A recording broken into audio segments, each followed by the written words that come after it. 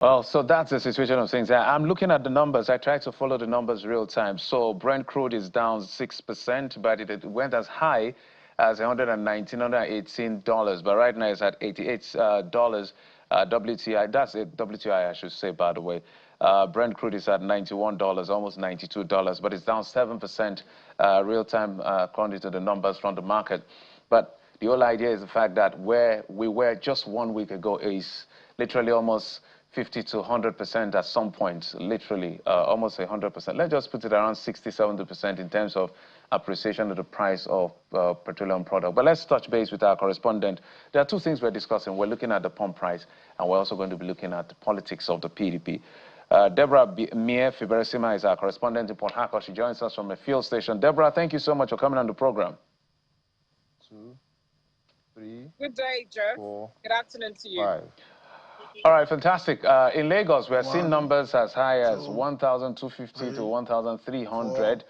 My suspicion is to the fact that in other parts of the country, maybe up north, we may be seeing way further than that. But can you report to us what the price of petroleum product, or PMS, for instance, is in Port Harcourt, and what the reaction of the people is actually, what you can tell us about their reaction? No, surprisingly, Jeff, I mean, it's shocking to know that within 2 days, I actually filled my tank just on Sunday, 2, and I got for 1,000.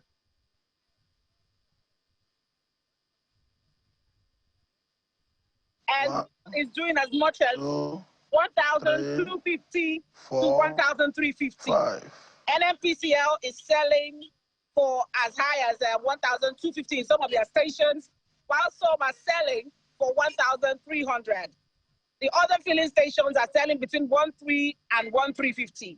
And it's also pertinent to note that not all of them have products.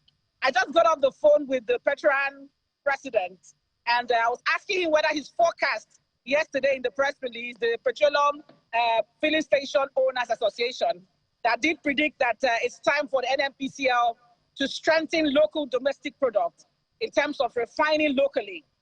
As the international market, the global prices might change due to the crisis going on in Iraq, and of course between Iraq and America, and so Iran and America. So I mean, talking to him just now on the phone, he told me that we should be forecasting that within this week it should rise to as much as 2,000.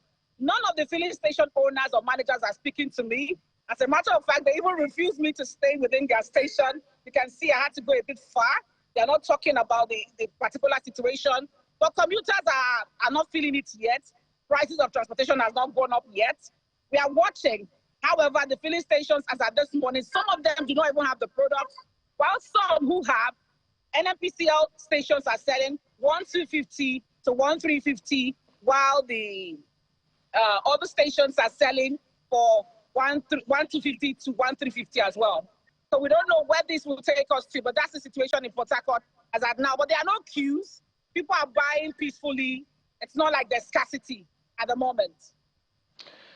Deborah, we need to touch base. Thank you so much.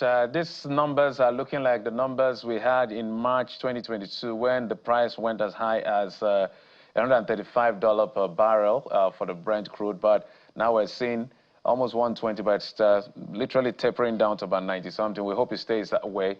But thank you so much, Deborah. We need to touch base with you to know exactly what's playing out in River State, the Port Harcourt, the River State capital. Thank you. Thank you, Jeff. Thank you so much.